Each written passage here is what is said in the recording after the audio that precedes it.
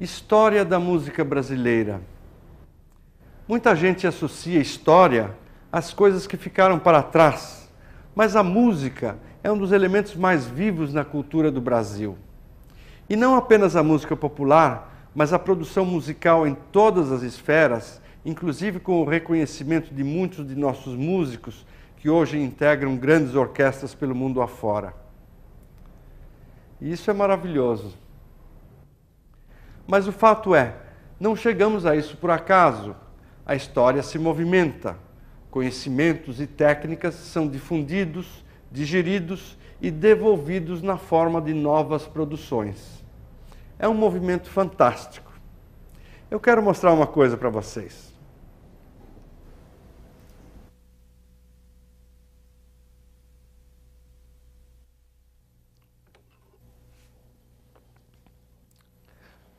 Este é o primeiro de uma série de 15 programas sobre a história da música brasileira.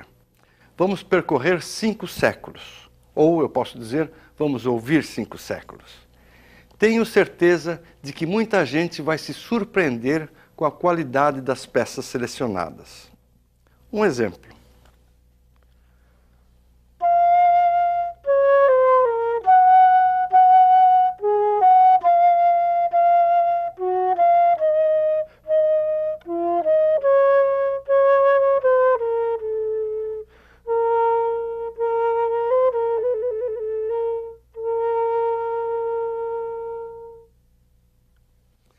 Isso é um trechinho de uma composição brasileira de 1776.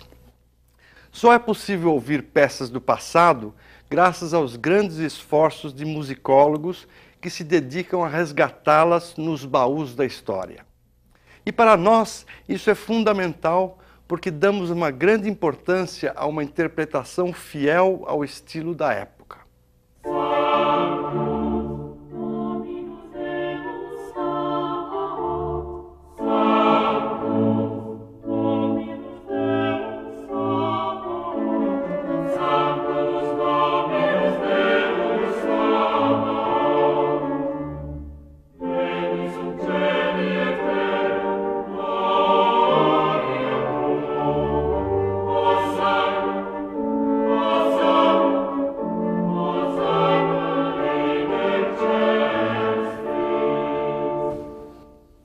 A pesquisa musicológica no nosso projeto é rigorosa, um trabalho complexo e delicado, mas ainda é necessário muito esforço, muito investimento para podermos resgatar informações musicais de outros séculos. Aliás, a pesquisa histórica em geral no Brasil sofre pelo descaso e falta de recursos. Paulo, onde são encontrados esses manuscritos musicais? Manuscritos são preservados em arquivos. E esses arquivos podem ser particulares, públicos ou eclesiásticos, como é o caso aqui do arquivo da Cúria Metropolitana de São Paulo. É importante ressaltar que, infelizmente, nem todos os arquivos estão abertos aos pesquisadores, e em muitos deles a documentação musical corre sérios riscos de perda ou destruição. Sem uma política ampla de acesso e preservação, os consulentes mais numerosos dos arquivos musicais poderão ser os insetos. E como é que se recupera a música de um manuscrito que se encontra nesse estado? Bem, a maioria das composições anteriores ao século XX foi preservada em partes individuais para cada cantor e instrumentista. Recuperar uma obra musical antiga requer a transcrição dos manuscritos e a superposição dessas partes em uma partitura. Além disso, é necessário decodificar alguns sinais e corrigir os erros de cópia, tanto na música quanto no texto cantado. Mas somente em casos extremos, quando partes foram perdidas ou certos trechos foram deteriorados, eles precisam ser restaurados. Os trechos perdidos são reconstituídos com base na lógica do sistema musical, porém respeitando-se o estilo da música que está sendo recuperada. Reconstituir um manuscrito, tendo consciência de como a música era cantada e como os instrumentos eram tocados, é fascinante. Podemos, então, ouvir a música de uma forma muito próxima de como ela era ouvida há 300, 400, 500 anos atrás. É a grande trilha sonora da história do Brasil.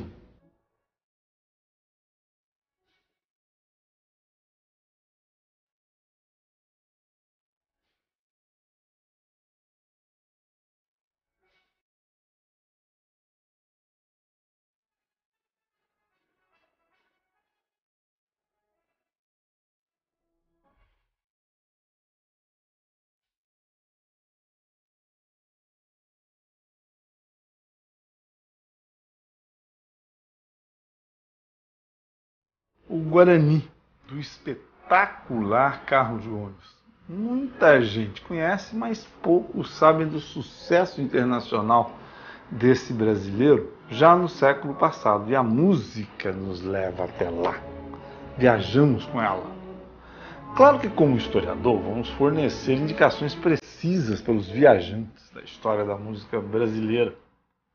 Vamos contextualizar a produção musical com informações sobre a época em que as músicas foram compostas, sobre o que estava acontecendo no Brasil e no mundo.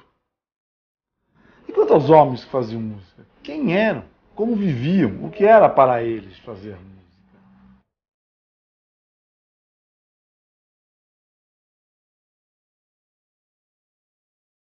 Visitamos muitos locais onde a música brasileira foi produzida e ouvida, para poder registrar também alguns dos mais importantes monumentos históricos onde ecoaram pela primeira vez os acordes emocionantes de uma nova terra.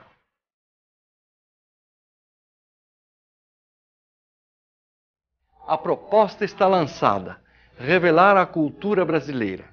500 anos da música de um povo nascido da mistura de tantas raças.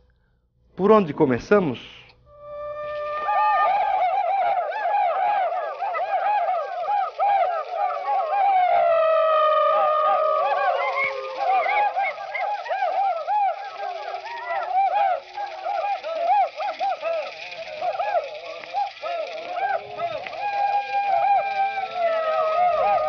Um bom começo é a música aqui praticada antes da chegada daqueles que batizaram o Brasil.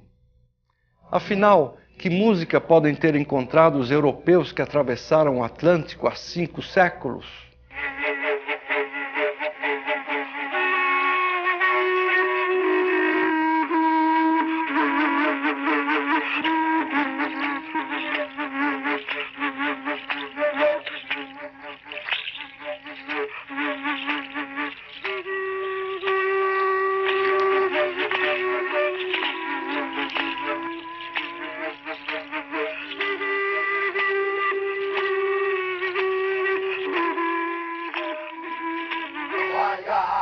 Como e com que objetivo os índios haviam criado sua música?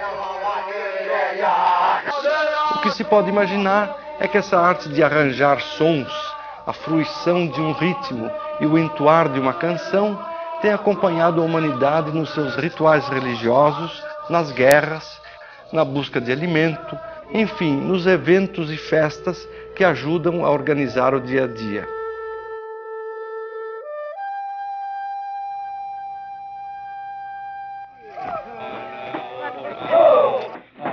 Mas e que experiências musicais traziam os povos navegadores da Europa?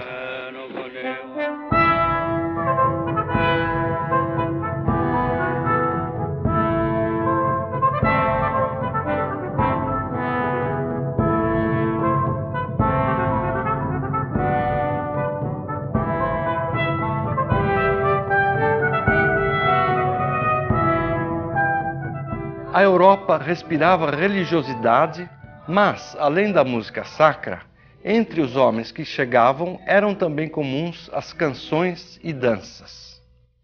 Em 26 de abril de 1500, o próprio Pero Vaz de Caminha escreveu sobre um dos primeiros contatos com os índios. Além do rio, andavam muitos deles dançando e folgando uns ante os outros, sem se tomarem pelas mãos, e faziam-no bem. Passou-se então, além do rio, Diogo Dias, almoxarife que foi de Sacavém, que é homem gracioso e de prazer, e levou consigo um gaiteiro nosso, com a sua gaita, e meteu-se com eles a dançar, tomando-os pelas mãos. E eles folgavam e riam, e andavam com ele muito bem ao som da gaita. Para o conquistador, era importante marcar presença. Daí a grande cruz, com as armas da coroa, e a ordem para que se rezasse uma missa. Naquele dia, um público diferente ouviu, sem entender, a palavra de Deus.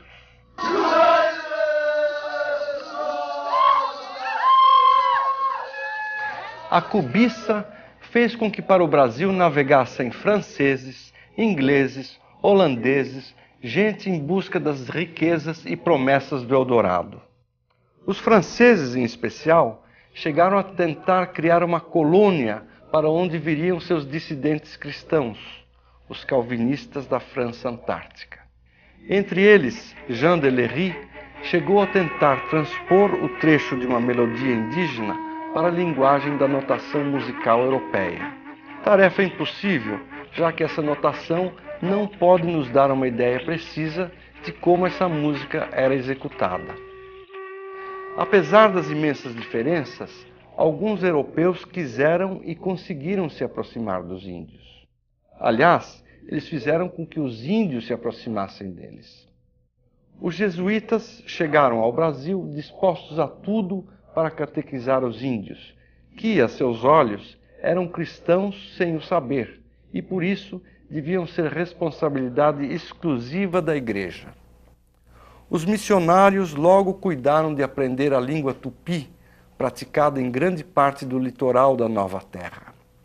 Mais do que isso, criaram uma gramática que unia elementos nativos com outros importados do português. Era a língua geral Nhengatu, que se prestava para disseminar a palavra de Deus.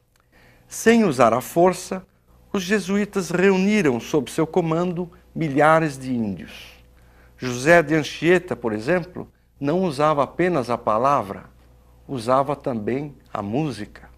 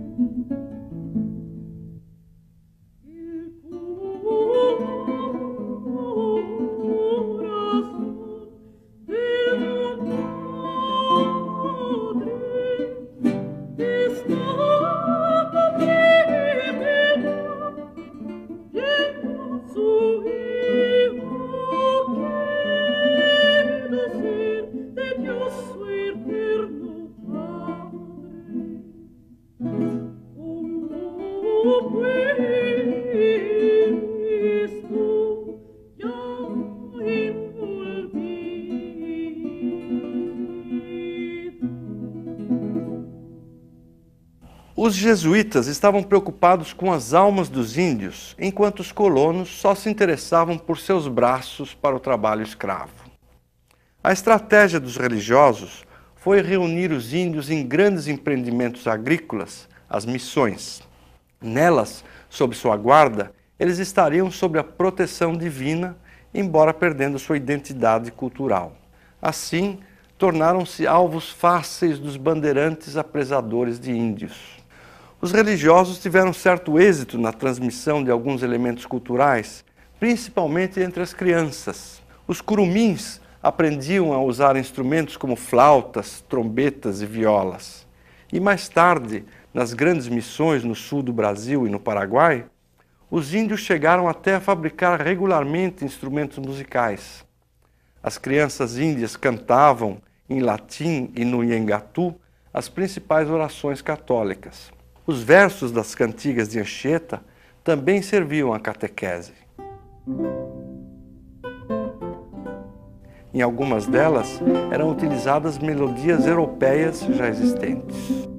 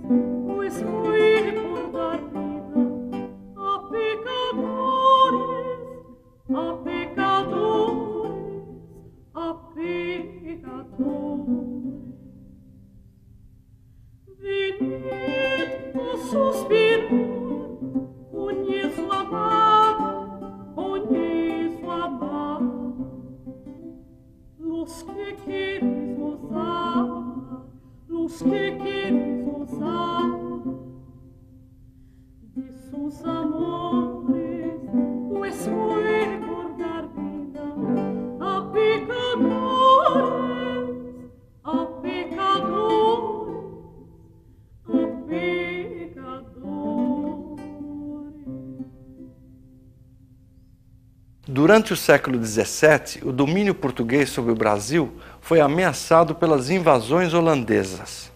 Elas foram patrocinadas e controladas pela Companhia das Índias Ocidentais. Os capitais investidos garantiam navios, armazéns, refinarias, redes de distribuição, instrumentos de crédito e seguro e, principalmente, exércitos. Os holandeses chegaram até a invadir as feitorias portuguesas na África e controlar o tráfico de escravos. Só faltavam as plantações e engenhos para a companhia dominar todas as etapas da produção do açúcar. Com esse objetivo, vieram para o Brasil aqueles bem-sucedidos calvinistas. Durante o período em que ocuparam grande parte do Nordeste brasileiro, os holandeses fizeram de Recife a capital do seu território. A arquitetura, as ciências e as letras floresceram. Na partida de Maurício de Nassau para a Holanda, ele foi homenageado com um cântico muito comum na época, Wilhelmus van Nassauen, hoje o hino nacional holandês.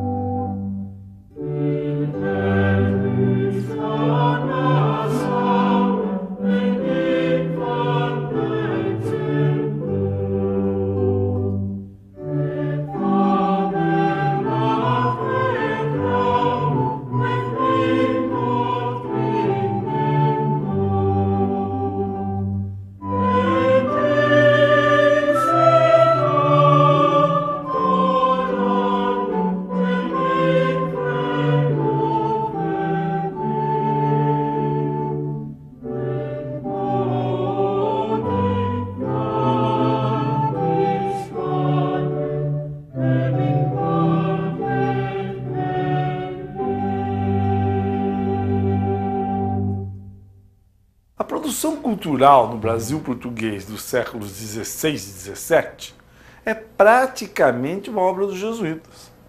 No que diz respeito à música, era acima de tudo religiosa. É muito raro encontrarmos qualquer referência à música profana. Mas existe um caso especial do poeta e cantor Gregório de Matos Guerra. Cantor, poeta e violeiro, Gregório era um crítico tão sarcástico dos costumes que foi chamado o Boca do Inferno. Atribui-se a ele a letra dessa canção.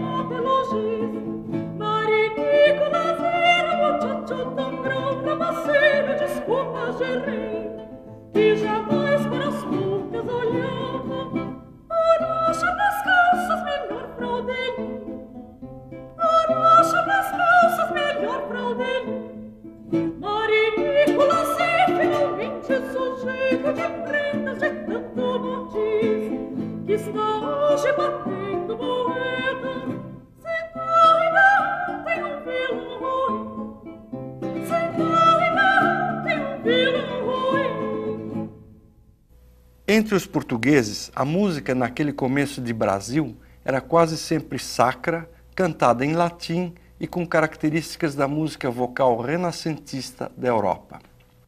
A harmonia era simples, com pouca variedade rítmica e ainda sem efeitos dramáticos ou teatrais. Essas músicas de autoria anônima foram sendo copiadas no Brasil desde o século XVI. Composições dessa natureza foram encontradas em Mogi das Cruzes, uma cidade próxima a São Paulo. O pesquisador Jaelson Trindade, consultando um livro foral do século XVIII, se deparou com os manuscritos. Eles estavam servindo como recheio para a capa do livro. 11 obras diferentes, a maioria composta para as comemorações da Semana Santa. Entre os manuscritos do grupo de Mogi das Cruzes, um se diferencia. É Matais de Incêndios, um vilancico de Natal para 4 vozes e instrumentos. O motivo central dos versos é o amor místico pelo menino Jesus.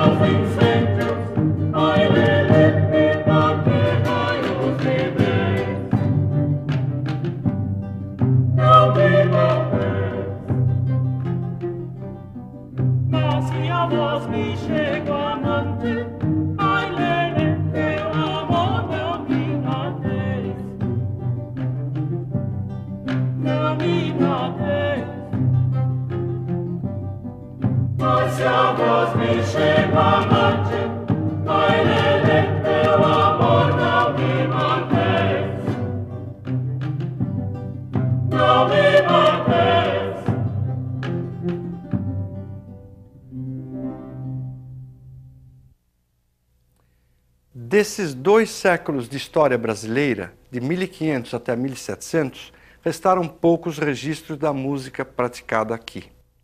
Um dos motivos é que os portugueses não contavam com um projeto de colonização.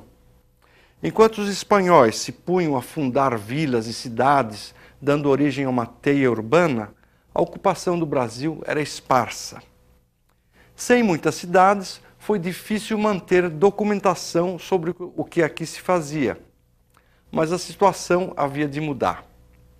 No próximo programa, a música na Bahia, em Pernambuco e na São Paulo do século XVIII.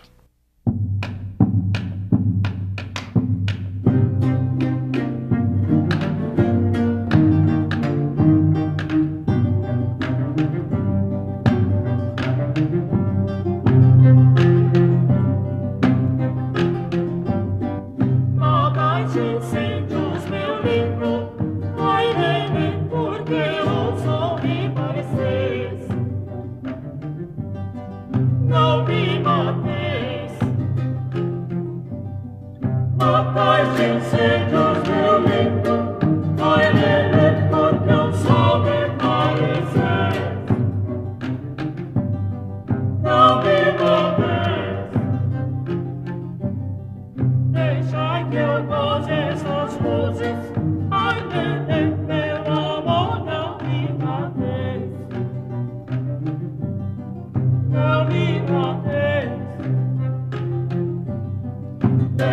que eu possa